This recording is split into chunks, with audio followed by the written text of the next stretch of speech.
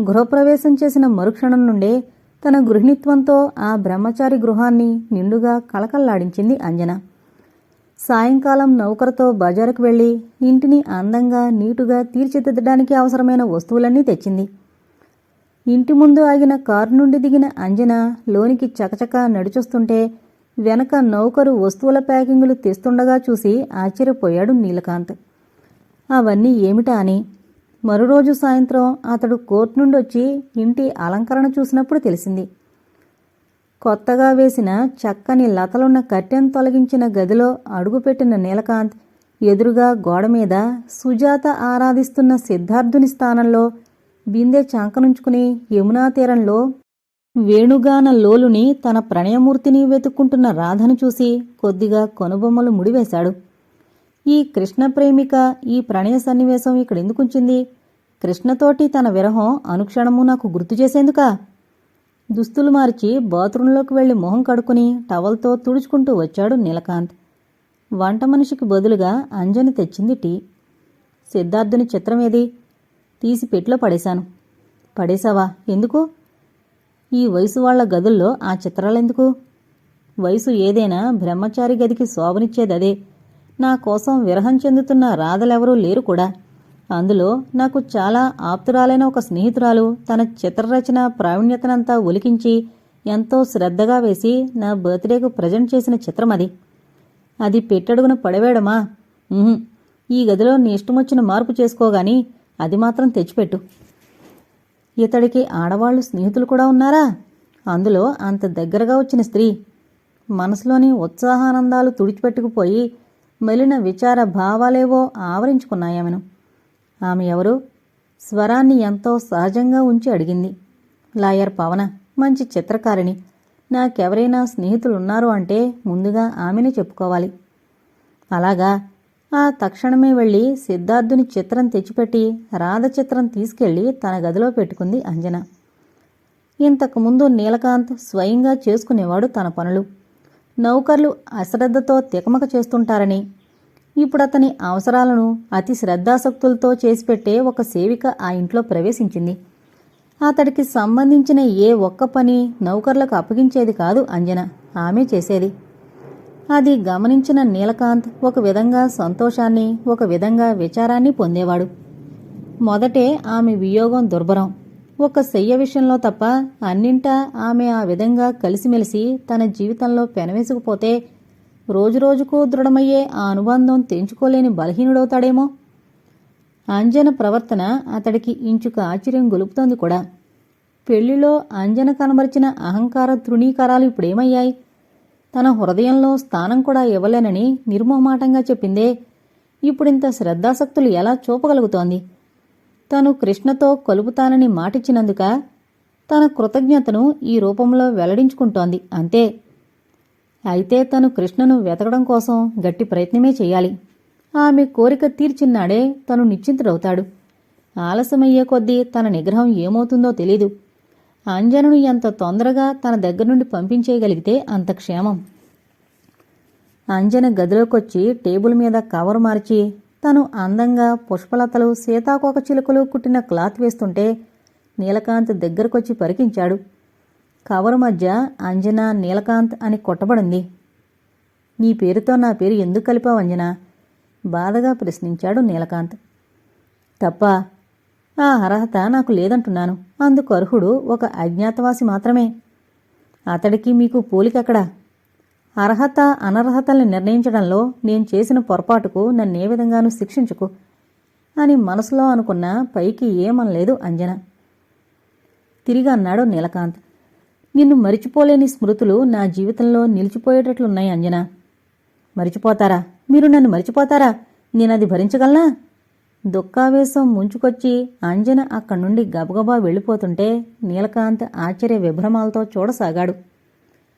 వారం రోజుల తర్వాత ఒకరోజు అంజన దగ్గరుండి వడ్డిస్తుంటే నీలకాంత్ భోజనం చేస్తున్నాడు. నేను రేపు మీ ఊరికి వెళుతున్నాను అంజన అన్నాడు.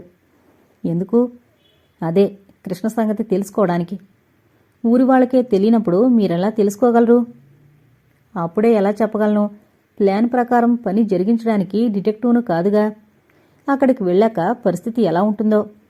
మీరేం వెళ్ళక్కర్లేదు అప్రసన్న స్వరంతో ఖచ్చితంగా అంది అంజన. ఎందుకు? ఆశ్చర్యంతో కళ్ళెత్తాడు నీలకాంత్. తను కృష్ణ కోసం వెళుతున్నాడంటే అంజన ముఖం ఆనందంతో విప్పారుతుందనుకున్నాడు. కాని అదేంటి ముఖమలా చేసుకుంది? ఆ పిరికివాణ్ణి వెతికి పట్టుకోవడం సుధ తెలివి తక్కువ. ఓ, నీకింకా కృష్ణ మీద కోపం పోనట్లుంది. జాలిగా నిట్టూర్చి తిరిగి అన్నాడు. అలా అన్నావు గాని అది నాకు సుఖశాంతుల్నిస్తుందా అంజనా? కృష్ణను మరువగలవా? దేనికి పంతాలు రోషాలు? తర్వాత దుఃఖపడ్డానికి కాదు, నన్ను వెళ్ళని. మరింక మాట్లాడలేదు అంజన. మరురోజు నీలకాంత్ వెళ్ళిపోయాడు. అతడటు వెళ్ళినప్పటినుండి అంజన పడకగది దాటి రాలేదు. కుళ్ళి ఏడుస్తూ ఉండిపోయింది. అతడి ప్రయత్నాన్ని అడ్డుపెట్టే శక్తి ఆమెకు లేదు. తానొకనాడు నిర్ణయాత్మక హృదయంతో గీచిన గీటు అతడే పరిస్థితుల్లోనూ దాటివచ్చేటు లేడు. తనే ఆ గీటును తుడిచిపెట్టి అతన్ని సమీపించలేకపోతోంది. సిగ్గు, అభినయం ఆమెను చుట్టుముట్టేస్తున్నాయి. నీలకాంత్ వాళ్ల పక్కవాటాలో ఇంజనీరు మధుసూదనరావు ఉంటున్నాడు. అతని భార్య కమలప్రియ. వారికి వివాహం జరిగింది ఈ శ్రావణంలోనే. అంజన అక్కడికొచ్చిన తొలి రోజే కమలప్రియ పరిచయం ఏర్పడింది. ఈ వారం 10 రోజుల్లో మంచి స్నేహం కలిసింది ఇద్దరికి. అంజనా, ఏం చేస్తున్నావు అంటూ వచ్చింది కమలప్రియ. అంజన దిండ్లో నుండి ముఖం పైకెత్తి రా కమలా అంది. కమల కూర్చుని, ఉదయం మీ వారు ఏ ఊరికో వెళుతున్నట్లున్నారు. అదేంటి ఏడ్చావా? ఆ కళ్ళేమిటి, ఆ తలేమిటి? ఒక్క పూట దొరగారి వియోగానికే అంతగా దివాలా తీశావేం అంది ఆశ్చర్యంగా. ఛీ పో. కమలప్రియ మాటలు మధురంగా వినిపించినా పైకి తెచ్చిపెట్టుకున్న కోపంతో కసురుకుని ముఖం దిండులో దూరిచేసింది తిరిగి. కమలప్రియ కూర్చున్న కుర్చీ నుండి చటుక్కున లేచొచ్చి అంజన ముఖం చేతుల్లోకి తీసుకుంది. నిజం చెప్పు, ఆయన లేనందుకే కదా ఏడ్చావు? ఎప్పుడొస్తాడేమిటి? రాత్రికే రావచ్చు. ఓస్, అంతలోకే ఇంత దిగులేమిటి? పొక్కుని నవ్వి తిరిగి అనునయంగా అంది. అవునులే, నాకు అలాగే ఉంటుంది ఆయన బయటికి వెళ్లారంటే. అదేంటో వారెప్పుడు మన చూపుల నీడల్లో మేడ కట్టుకుని ఉండాలనిపిస్తోంది. కాని మగవాళ్లు మన కొంగులు పట్టు కూర్చుంటే పనులు ఎలా అవుతాయి మరి? సిగ్గుపడింది అంజన. అది కాదు. ఏది కాదు? అదంతే. ఆ మాత్రం తెలుసుకోలేని దబాయించబోకు చిట్టి తల్లి. అంజన చెంప మీద చనువుగా ఒక దెబ్బ వేసి నవ్వింది కమలప్రియ. భర్తతోటి కొన్ని గంటల వియోగానికే కొన్ని యుగాలుగా తప్పించిపోయే కమలప్రియ తన భర్త ప్రణయలీలలు, దాంపత్య రహస్యాలు తన్మయతతో చెప్పుకుపోతుంటే శ్రద్ధ, కుతూహలాలతో వింటోంది అంజన. నూతన గృహిణీమణులకు చెప్పుకోవడానికి భర్త కబుర్లు తప్ప వేరే రుచించవేమో. మరి అంజనకు చెప్పుకోవడానికి ఏమున్నాయి? స్నేహితురాలి అనుభవాలు విని తరుణ జీవన సౌఖ్యానికి ఆనందిస్తూనే మరో వంక అలాంటి అనుభవాలకు దూరమైన తన జీవన సౌభాగ్యానికి పరితాపం పొందుతూ ఉంటుంది. నీలకాంత్ ప్రయత్నపూర్వకంగానే తనకు చాలా దూరంగా ఉంటున్నాడు. విధిగా తనతో మాట్లాడే 2 మాటలు స్నేహ సరళత్వాలు వ్యక్తపరుస్తాయే గాని ఎటువంటి వికారానికి, మర్మానికి, కాపట్యానికి తావుండదు. శోభనం నాటి రాత్రి తనకు కృష్ణ మీదున్న ప్రేమ ఎంత ప్రగాఢమైందో నొక్కి చెప్పింది కదా. అది కలలో కూడా మరిచిపోనట్లుంది. అతడు తన్నర్థం చేసుకోవడానికి తనిచ్చే అవకాశాలు కూడా జారవిడుచుకుంటున్నాడు. తనున్నది స్వర్గ సమానమైన పతిదేవుల సన్నిధి. తను అనుభవిస్తోంది మాత్రం నరక యాతన. ఈ స్థితి ఏనాటికైనా మారుతుందా? అంజన ఆలోచనల్ని చెదరగొడుతూ కమలప్రియ తన కళ్యాణగాథ వినిపిస్తోంది. ఈ సంబంధం మా తల్లిదండ్రులకు ఎంతమాత్రం ఇష్టం లేదు. మా నాన్న పిల్లాడెలా ఉన్నా బాగా చదువుకున్నవాడు, పర్వాలేదని ముందుకు తూగినా మా అమ్మ తీవ్రంగా అడ్డుపెట్టింది. ఆ కోతిమొఖానిక నా బంగారు బొమ్మనిచ్చేదంటూ. నా ఇష్టం మీద ఈయంతో వివాహం జరిగింది. నిండు జాబిల్లి నీలిమేఘానికి వెండి అంచు వేస్తున్నట్లు ఆయన హృదయ నైర్మల్యం ఆ ముఖానికి ఒక వింత వర్చస్సునిస్తుంటే ఆ నల్లని ముఖంలోని మసూచికం గుంటలు గాని ఆ మోటు పెదవులు కాని నాకు కనిపించలేదు. నిజంగా వైవాహిక జీవితంలో స్త్రీ సుఖించేందుకు ముఖ్యంగా ఏది కారణమవుతుందంజనా? పురుషుడి సౌందర్యమా? అది కారణంగా వంచింపబడని స్త్రీ ఎవరు? స్త్రీ హృదయం పరితృప్తి పొందేది తన పురుషుని పవిత్ర ప్రేమలో. అదే లేనినాడు ఇక ఎన్నున్నా ఆమె జీవితం దుఃఖభాజనమే. ఆయనలో లేని సౌందర్యం నాలో చూసుకుని నన్ను అధికంగా ప్రేమిస్తుంటారాయన. నాకు అదే కావాలి. ఆయన ప్రణయ సామ్రాజ్యంలో నాకు లోటేమీ కనిపించడం లేదు. ఈడు జోడు కలవలేదని, నేనాయనకు కాకిముక్కుకు దొండపండులా ఉంటానని లోకులు నవ్వితే నవ్వని, నేను మాత్రం పొక్కుమని నవ్వుతాను. కమలప్రియ భర్తను 1-2 సార్లు చూసింది అంజన. ఆ నూతన దంపతుల అందచందాల్లోని వ్యత్యాసానికి జాలిపడింది తను. తల్లిదండ్రులు బలవంతం పెట్టి ఇతడితో వివాహం చేశారేమో. నారీ ధర్మానికి కట్టుబడి విద్యావతి, సౌందర్యవతి అయిన కమల విధిగా ఆ నల్ల పెరుమాళును ప్రేమిస్తుందేమో అనుకుంది. కాని తన హృదయ సౌశల్యంతో అపూర్వమైన అదృష్టాన్నే ఆమె వరించిందని తను ఊహించలేకపోయింది. కమలప్రియలోని అపూర్వమైన స్త్రీ హృదయానికి లోలోన జోహార్లర్పించింది అంజన. వివాహానికి పూర్వమే మనసు పరాధీనం చేసి తను చేసిన భర్తృద్రోహానికామె పాపభీతితో కుంగిపోయింది. పక్కవాటా ముందు జీపు నుండి దిగుతున్న భర్తను చూసి కమలప్రియ లేస్తూ, ఆయనొచ్చారు పద, కాస్త ముఖమది కడుక్కో, తలదూకో, పోదాం మా ఇంటికి. నేనెందుకు? నేను రాను. లాభం లేదు. నిన్నిక్కడ ఏడుస్తూ కూర్చొనిస్తానా? నువ్వు కబుర్లు చెబుతూ వింటే నేను పనిచేసుకుంటాను. కమలప్రియ బలవంతం చేసి ఈడ్చుకుపోయింది అంజనను. పెరట్లో నుండి తీసుకుపోయి వంటింట్లో పీటవాల్చి కూర్చోబెట్టి, ఏమైనా కబుర్లు చెప్పు అంటూ టీ పెట్టడానికి స్టవ్ వెలిగించింది కమలప్రియ. ఏమున్నాయి కబుర్లు చెప్పడానికి? నవ్వడానికి ప్రయత్నించింది అంజన. అయితే అన్నీ నువ్వే దాచుకో అమ్మాయి. నేను మాత్రం తిక్కకోతిలా సిగ్గు విడిచి వాగుతాను. నువ్వు మాత్రం ఒకటి కూడా చెప్పకు. ఏం చెప్పను? మీ ఆయన సంగతులు చెప్పు. అంజన ముఖం పక్కకు తిప్పుకుని, నాకు తెలియవు అంది హీనస్వరంతో. తెలివు? కోపగించుకుంది కమలప్రియ. అంతలోనే నవ్వేస్తూ, పోన్లే, అంత సిగ్గు అయ్యవారి దగ్గర రాణిస్తుంది, నా దగ్గర కాదు అని పరిహాసపు విసిరొకటి విసిరి కప్పుతో టీ కలిపి పక్క గదిలో ఉన్న భర్తకు తీసుకుపోయింది కమలప్రియ. ఎక్కడికెళ్ళావిందాక? అంజన వాళ్ళింటికి. అబ్బా, ఇదేం పని? అవతల ఆవిని కూర్చోబెట్టాను. ఆవిడ చూస్తే ఏమనుకుంటుంది చంపా? భరత నవ్వేసి, ఏమనుకుంటుంది అన్నాడు. కమలప్రియ ఖాళీకప్పు తీసుకుని ఘాటుపడిన బొగ్గను పైటతో తుడుచుకుంటూ, చచ్చా, ఈ మగాళ్లకు జాలి లేదు, బొగ్గ డబల్ రొట్లా కొరికి పెట్టేశారు అని నవ్వుతూ సిగ్గు మాధుర్యం వలకబోస్తూ వస్తుంటే అంజన తత్రపాట్లో లేచి, నేను వెళుతున్నాను అంది. అరే కూర్చో, టీ తీసుకుని వెళదువు గాని. కమలప్రియ విస్తుపోతుండగా గబగబా వెళ్ళిపోయింది అంజన. రాత్రి 10 తర్వాత కారు ఇంటి ముందు ఆగింది. అతడు ఇంట్లోకొస్తూనే వరండాలో కూర్చున్న నౌకర్ని అడిగాడు. రాఘవా, భోజనం చేసి పడుకుందా అమ్మగారు? లేదు బాబుగారు, ఇందాక తలనొస్తుందని అమృతాంజనం పూసుకుని కణతలు రాసుకుంటున్నారండి. నౌకరు సమాధానం విని బూట్లు కూడా విప్పకుండా ఆత్రంగా అంజన గదిలోకి దారితీశాడు నీలకాంత్. తలనొప్పి తగ్గిందా అంజన? ఇదే ప్రథమం భర్త తన గదిలోకి రావడము. అతడి హఠాత్ ఆగమనానికి అంజన ఉలికిపాటుతో లేచి నిలబడి, తగ్గింది అంది. కూర్చో కూర్చో, శుభవార్త చెప్పాలి మరి. ఉత్సాహ ఆనందాలతో కిటికీ దగ్గరున్న కూర్చి అంజన మంచం దగ్గరికి లాక్కొని కూర్చున్నాడు నీలకాంత్. పిడుగేదో పడబోతున్నట్లు భయ విహ్వలతలతో బిగుసుకుపోయింది అంజన. వివర్ణ వదనాన్ని అవనతం చేసి నిలబడింది అలాగే. కాస్త కళ్ళెత్తి చూడు మరి. నీ కళ్ళల్లో మెరిసే ఆనందపు వెలుగులు చూసి నా కళ్ళు కాస్త తృప్తి పడతాయి. అంజన తలెత్తి కన్నీటి తెరలగుండా చూసింది అతన్ని జాలిజాలిగా. భలే, సంగతేదో చెప్పకుండానే ఆనందంతో కన్నీరు నింపుతున్నావు. తృప్తిగా నవ్వాడు నీలకాంత్. వెళ్ళి మోహన్ ఇంట్లోనే దిగాను.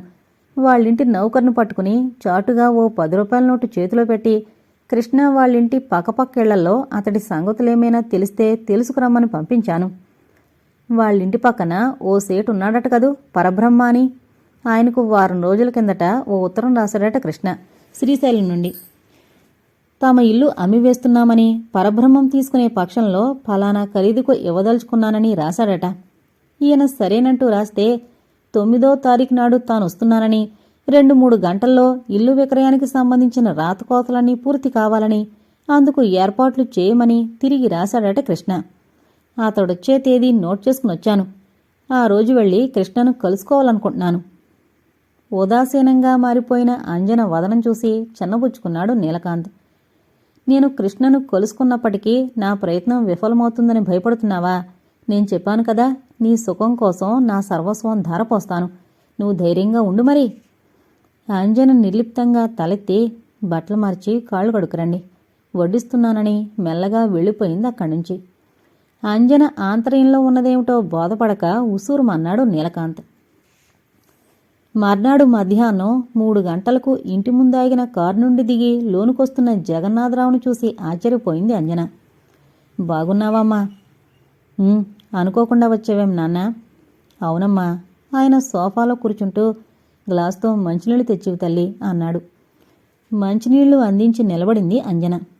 అల్లుడు లేడు, కోర్టుకు వెళ్ళాడనుకుంటాను. అవును. ఖాళీ గ్లాస్ తిరిగిచ్చేస్తూ గొంతు తగ్గించి, అల్లుడు నిన్ను ప్రేమగా చూసుకుంటున్నాడమ్మా అని అడిగాడు జగన్నాథరావు. ఎందుకలా అడుగుతున్నానన్నా? నవ్వడానికి ప్రయత్నిస్తూ, ఎక్కువ చెప్పడానికేముంది, ఆయన దేవుడు అంది నిండుగా. మరి కాసేపు సందేహించి అడిగాడాయన. కృష్ణ సంగతి అతడికెలా తెలిసిందంజనా? నిన్నక్కడికొచ్చాడట. కృష్ణ గురించి వాకౌట్ చేశాడని తెలిసింది. ఆ సంగతి వింటూనే నా గుండెలు అదిరిపోయాయనుకో. ఆ దౌర్భాగ్యుడి సహవాసం అక్కడితో వదిలింది. నిక్షేపం లాంటి సంబంధం చేశాం. పిల్ల చల్లగా సంసారం చేసుకుంటుంది అనుకుని నిశ్చింతగా ఉన్నాం నేను మీ అమ్మ. ఈ సంగతి మీ అమ్మ చెవిన వేసినప్పటి నుండి ఏడుస్తూ కూర్చుందది. ఇదేమిటా అని. అది నీకెలా తెలిసింది నాన్నా? మోహన్ వాళ్ల నౌకరు మన గోవిందుడితో చెప్పాడట.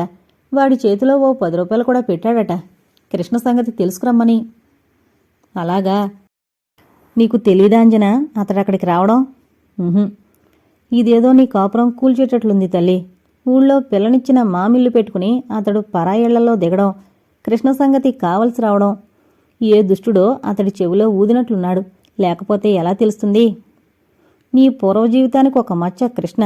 తెలిసి తెలియని నీ జీవితాన ఒకనాటి తప్పుకు ప్రత్యక్ష సాక్ష్యం వాడు. వాడిని నామరూపాలతో నాశనం చేస్తే గాని నాకు శాంతి ఉండదు. కానీ వాడి జాడ తేలడం లేదు. మరొక అనుమానం కూడా ఉంది నాకు. ఆ కృష్ణగాడే ఇలా అంటూ ఓ ఆకాశరామన్న ఉత్తరం మీ ఆయనకు రాసి పడేశాడేమోనని. నువ్వు తనకు దక్కలేదన్న దుగ్ధతో వాడు ఏమైనా చెయ్యొచ్చు మరి.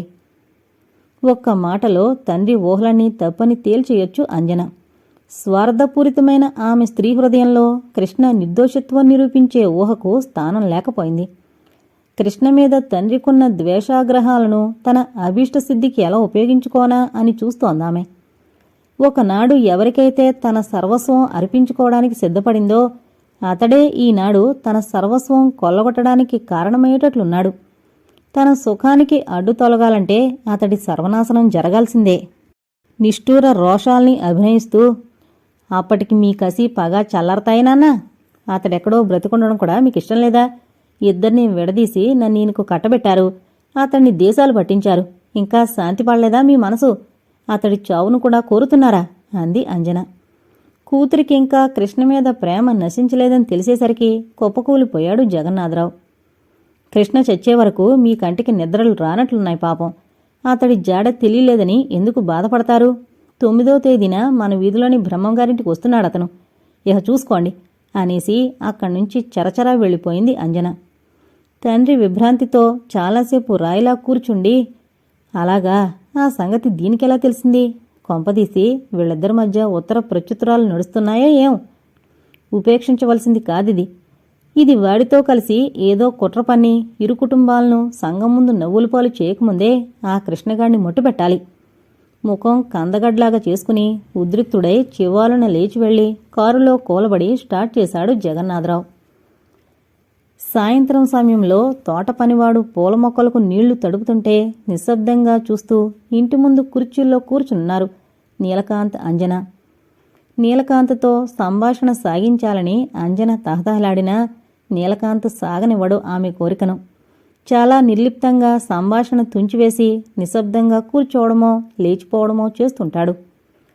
క్లబ్బుకు వెళ్లడానికి మధు పక్కింట్లో నుండి బయటకొచ్చాడు. ఏమిటి మధ్య క్లబ్బు దర్శనం చేయడం లేదు? అవసరం లేదు అన్నాడు నీలకాంత్. ఓహో, మధు భావగర్భితంగా నవ్వుతూ ఓ కుర్చీలో కూర్చుని, ఇల్లాలను తెచ్చుకున్న తొలి రోజులు కదా అన్నాడు.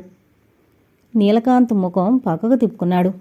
కిటికీలో నుండి తొంగి చూస్తున్న కృష్ణప్రియ సన్నగా నవ్వడం కనిపించింది అంజనకు. ఏంటంత ఇదిగా నిశ్శబ్దాన్ని సేవిస్తున్నారు దంపతులు? చనువుగా పలకరించాడు. ఏముంది, ఏం లేదు నవ్వడానికి ప్రయత్నించాడు నీలకాంత్. సరిగ్గా వాళ్లు కూర్చున్న గేటుకు ఎదురుగా రోడ్డు కావతల ఒక చిన్న ఇంటి గుమ్మం కనబడుతోంది. ఆ ఇంట్లో జబ్బు వల్లో మరెందువల్లో బక్క చిక్కిన ఒక స్త్రీని ఒక పురుషుడు నిర్దాక్షిణ్యంగా బాది వెళ్ళిపోతున్న దృశ్యం చూసి, అయ్యో ఎవరు వాళ్ళు, ఎందుకలా కొట్టి వెళ్ళిపోతున్నాడతను అని జాలిగా బాధగా అడిగింది అంజన. ప్రేమ కోసమై వలలో పడిన పాపం పసిది హాస్యంగా నిట్టూర్చి తిరిగి చెప్పసాగాడు మధు. ఎక్కడో బాగా కలవారి బిడ్డానట. గుమస్తా అబ్బాయిని ప్రేమించి అతడితో లేచొచ్చేసి రిజిస్టర్ మ్యారేజ్ చేసుకుంది. అతను స్కూల్ ఫైనల్ పాస్ అయ్యాడేమో గాని ఉద్యోగం సద్యోగం ఏం లేదు. వెంట తెచ్చుకున్న నగలు డబ్బు హారతి కర్పూరం అయిపోయాయి.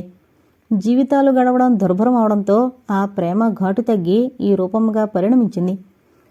పుట్టింట్లో పువ్వులా పెరిగానే నిన్ను నమ్ముకునొచ్చిన నాకీ దుస్థితి ఏమిటి అంటూ సాధింపులు, దెబ్బలు. మరి ఎవరు రమ్మన్నారు? నీ తల్లిదండ్రుల చేతిలో ఉండి వాళ్లు తెచ్చిన సాటైన సంబంధాన్ని చేసుకుని సుఖపడవలసింది అని అతడి రోషపూరితమైన మాటలు. ప్రేమే సర్వస్వమని గోతిలో పడతారే గాని తర్వాత మరికొన్ని జీవితావసరాలు, ఆకర్షణ ఆ ప్రేమను బలిగొంటాయని తెలియది ప్రేమజీవులకు. అందుకే అలా అనుభవిస్తారు. నీలకాంత్ నెమ్మదిగా అన్నాడు. ఆమె ఆ విధంగా తెగించొచ్చి ప్రేమించిన వాణ్ణి పెళ్లి చేసుకోకపోయినా అన్ని విధాలా తగిన వాణ్ణి తల్లిదండ్రులు తెచ్చి చేసే సంబంధం వల్ల ఆమె సుఖపడేదా? ఏ ఆర్థిక ఇబ్బందులు లేకపోయినా అందచందాలు కలిగున్న భర్తను పొందిన స్త్రీ ప్రతి చోట సుఖపడుతుందంటారా? కురూపిని బికార్నీ కట్టుకున్న స్త్రీ విధిగా దుఃఖపడుతుందా? ఆ అభిప్రాయం కొన్ని చోట్ల తారుమారవుతుంది సుమా. ఆమె ప్రేమించి స్వతంత్రించి పెళ్లాడినందుకు ఈ ఇబ్బందులు పడుతుంది అనుకుంటున్నాం. సంసారం జరగనప్పుడు వాళ్లు కొట్టుకుని తిట్టుకొన్నా మరోసారి వాళ్లు ప్రేమగా ఉండరని చెప్పడానికి వీల్లేదు. మానవ జీవితంలో సంభవించే కష్టసుఖాలకు ఒకే సిద్ధాంతాన్ని చేయలేం. ఎవరు ఎప్పుడు ఎందువల్ల ఏ సంఘటనకు గురవుతారో ఒక నిర్ణయం ప్రకారం చెప్పలేం. పోనీయండి, ఆ చర్చలో దిగామంటే ఇక తేలం. కానీ ఒక్కటి చెప్పగలం, స్త్రీకి అటువంటి స్వాతంత్రం ఉండడం అనర్థదాయకం అని లేచాడు మధు. వస్తాను. ప్రేమమైకంలో పడి ఆ యువతి తెచ్చుకున్న దౌర్భాగ్య జీవితాన్ని తలుచుకుంటుంటే అంజనమేను రోమాంచితం కాసాగింది భయ విభ్రమాలతో. ఒకనాడు తను అదే పని చేయదలిచింది కదూ. ప్రేమ పర్వతంలా ఎదుట నిలబడగా వెనక జీవితంలో ఉండే కష్ట నిష్ఠూరాలేవి తనకు అగుపడలేదు. అదొక ఆవేశం. ప్రేమ కోసం అగ్నిలోకి దూకమన్నా దూకుతాను అన్నటువంటి ఉన్మత్త ఆవేశం తగ్గాక తెలుస్తుంది తను పొందిన దుర్గతి. ఒకవేళ కృష్ణనే తను పెళ్లాడుంటే ఈ యువతికి పట్టిన గతే తనకు పట్టేదండంలో సందేహం లేదు. తల్లిని పోషించడానికే కటకట్లాడేవాడు కృష్ణ. మేడల్లో నివసించి కారుల్లో తిరిగి పువ్వుల్లో సైనించిన జీవితం తంది. అతడిని పెళ్లాడి తను పొందే దారిద్ర్యం కూడా తమ ప్రేమని ఇలాగే తుడిచిపెట్టేసి బ్రతుకులు దుర్భరం చేసేదేమో అని ఆలోచిస్తుంటే అలాంటి దురావస్థ నుండి బలవంతాన తప్పించిన తల్లిదండ్రులకు మనసారా కృతజ్ఞతలు చెప్పుకుంది అంజన. రేపు 9 ఉదయం టిఫిన్ చేసుకుని ఇక్కడి నుండి బయలుదేరదామనుకుంటున్నాను. ఒకనాటి సాయం సమయంలో తను పేపర్ చూస్తుండగా అక్కడికొచ్చి కూర్చున్న అంజనతో అన్నాడు నీలకాంత్. కళ్ళు ఒక విధంగా చిట్లించి కణతలు నొక్కుంటూ కూర్చుంది అంజన. రాత్రి భోజనాలయ్యాయి. ఏదో పుస్తకం చదువుకుంటూ పడగదిలో పడుకునున్నాడు నీలకాంత్. నౌకరు కంగారుగా వచ్చి, అమ్మగారికి చలెత్తుకొస్తోంది బాబూ, వణికిపోతోంది, చలి జ్వరమేమో అన్నాడు. నీలకాంత్ పుస్తకం పక్క మీద పడేసి చటుక్కున లేచి అంజన గదిలోకి వెళ్ళాడు. అని చలితో వణికిపోతూ ఎగిరెగిరి పడుతోంది అంజన, నిండా దుప్పటి బిగించి కూడా. ఏంటంజన, ఇందాక బాగానే ఉన్నావే? మరింత వణికిపోతూ మరో దుప్పటిలా తెచ్చి కప్పండి, చలి చలి అంది అంజన. నా పక్క మీద రగ్గులా తీసుకురా రాఘవా చెప్పాడు నీలకాంత్. నీలకాంత్ పడక గదిలో నుండి రగ్గు తీసుకొచ్చి అతడి కందెవ్వబోయాడు రాఘవులు. నువ్వేలా కప్పు. నేనా బాబూ, నేనా, మీరు కప్పండి సంకోచించాడు రాఘవులు. అంజన పాదాల నుండి మెడ వరకు రగ్గు కప్పాడు నీలకాంత్. అంజనకింకాస్త ఎక్కువ అయింది చలి. అదేదో వాతం వచ్చిందల్లా పక్క మీద ఎగిరెగిరి పడుతోంది. కిటికీలన్నీ మూయించి ఒక తలుపు రెక్క మాత్రం తెరిపించాడు నీలకాంత్. అది ఒంట్లో పుడుతున్న చలి, పైన ఎన్ని కప్పితే ఏం లాభం బాబూ, కొంచెం ఆ పక్కల్లా అదింపట్టి కూర్చోండి సలహా ఇచ్చాడు రాఘవులు. ఆ నేనా నేనా అబ్బే సణుక్కున్నాడు నీలకాంత్. ఎటూ తోచింది కాదు. గబగబా టెలిఫోన్ ఉన్న గదిలోకి వెళ్లి డాక్టర్కు ఫోన్ చేసి వచ్చాడు. అంజన అలాగే చలితో వణికిపోతూ ఉంది. ఆ పక్కలెలా అదిమి దగ్గరగా కూర్చోండి బాబూ. ఇక తప్పలేదు నీలకాంత్కు. ఆమె పక్క మీద కూర్చున్నాడే కాని నాగసర్పంపై కూర్చున్నంత జంకుగా ఉందతడికి. ఇక ఆమె మీద చేతులు వేయాలంటే అంజనకేమో గాని అతని ఒంట్లోనే వణుకెత్తుకొస్తోంది. ఎందుకంత కంగారు పడతారు బాబుగారు? అదేదో చలిజ్వరం అయి ఉంటుంది. డాక్టర్ వచ్చి చూస్తారు కదా, రాఘవులు ధైర్యం చెప్పాడు. డాక్టర్ వచ్చాడు. ఏమిటి మీ మిసెస్కు? 2 రగ్గులు కప్పినా చలి చలి అని వణికిపోతోంది చూడండి డాక్టర్. కప్పినవి 2 తొలగించి అంజన చేయి పట్టి చూశాడు డాక్టర్. చెమట పట్టి ఒళ్లంతా చల్లగా ఉంది. చెమటలు కూడా పోస్తున్నట్లున్నాయే. డాక్టర్ నుదురు చిట్లించాడు. బ్యాగ్లో నుండి ఏదో ఇంజెక్షన్ తీసిచ్చాడు. సరే, నేను తిరిగి ఉదయం వచ్చి చూస్తాను అని చెప్పి డాక్టర్ వెళ్ళిపోయాడు. అర్ధరాత్రి ఎప్పుడో మెలకు వచ్చి చూసిన అంజనకు ఆ గదిలోనే కిటికీ చెంత ఈజీ చైర్లో పడుకున్న భర్త కనిపించాడు. ఎదమీద పుస్తకం పెట్టుకుని దానిమీద ఓ చెయ్యి వేసి మరో చెయ్యి తలమీద పెట్టుకుని, విశాల పాలంపైకి చెదిరిన ఉంగరాల జుట్టు, గాఢ నిద్రలో వాలిపోయిన కన్నులు, ట్యూబ్లైటు కాంతిలో రెట్టింపు అందంతో అగుపడుతోన్న పసిమిచ్చాయ మేను, ముఖం కొంచెం పక్కకు పెట్టి పడుకున్న నీలకాంతును చూస్తుంటే అంజన మనసు జాలితోనూ మోహంతోనూ నిండిపోయింది. తన పక్క మీద తలగడ తీసుకొచ్చి నెమ్మదిగా అతడి తల కింద పెట్టింది. అతడికి నిద్రాభంగం కలగకుండా మెల్లగా పుస్తకం మీద నుండి చేయి తొలగించి ఎదమీద నుండి పుస్తకం తీసింది. బ్రహ్మచర్యం కొట్టొచ్చినట్లు కనిపించాయి పుస్తకం మీది అక్షరాలు. వారం 10 రోజుల క్రిందట చూసింది అతడి చేతిలో. రాజయోగం ఏవో వేదాంత గ్రంథాలు అతడి గదిలో టేబుల్ మీద కుప్పలు కుప్పలుగా పడున్నాయి. తెల్లవారుజామునే లేచి శుచిగా స్నానం చేసి పూజగది అవి ఏర్పాటు చేసుకున్న గదిలోకి వెళ్ళిపోయి లోపల తలుపులు బిగించుకుంటాడు. తిరిగి 8ంటికి అతడు యువతలకు రావడం. లోపల అతడు ఏం సాధనలు చేసేది, ఏం పూజలు చేసేది తెలీదు. పూర్వజన్మ సంస్కారం వల్ల అబ్బిన వేదాంతం, అనాసక్తి కుతూహలాలతో అలవరించుకునే వేదాంతం మనిషికి సుఖాన్నివ్వచ్చు కానీ దుఃఖాల నుండి ఆవేదనల నుండి తప్పించుకోవడానికి వేదాంతాన్ని శరణు కోరితే అది పర్వతమంత భారమై మనిషిని పాతాళానికి అణగదొక్కుతుంది. తనొకనాడు అజ్ఞానావేశాలతో చేసిన పనికి అతడు పొందుతున్న శిక్షకు అంజన హృదయం ఆర్ద్రమైంది. కళ్ల నుండి అశ్రువులు జలజల రాలుతుండగా పుస్తకాన్ని అలాగే పట్టుకుని భర్త పాదాల వద్ద నిశ్శబ్దంగా కూర్చుంది చాలాసేపు. ఆ వ్యక్తి ఎంతో ఉన్నతంగానూ ఆ పాదాలు ఎంతో పవిత్రంగానూ కనిపించాయి. భక్తితో భర్త పాదాలను కన్నులకు అద్దుకుంది అంజన. ఎన్ని నాటకాలు ఆడవలసొచ్చినా, ఎవరికి ఎటువంటి ద్రోహం చేయవలసొచ్చినా ఈ పవిత్ర నిర్మల హృదయని పవిత్ర పాదాల సన్నిధిలోని స్వర్గాన్ని వదులుకోదు తను. ఉషఃరేఖలు తూర్పు దిక్కున కిటికీ నుండి చొచ్చుకొని వస్తూ గదిలోపల విద్యుద్దీప కిరణాలను వెలవెలజేస్తూ తెల్లవారిందంటూ మెల్లగా తట్టిలేపాయి నీలకాంతను. కళ్ళు రెపరెపలాడించి నిద్రమత్తు వదిలించుకుని లేవబోయాడు. పాదాల మీద బరువుగా తోచి కిందకు చూసి ఉలిక్కిపడ్డాడు. తన పాదాల మీద చెంపపెట్టి పడుకుంది అంజన. అంజనా! విస్మయంగా కలవరంగానూ పిలిచాడు నీలకాంత్. మేలుకొని తడబాటుతో లేచి కూర్చుంది అంజన.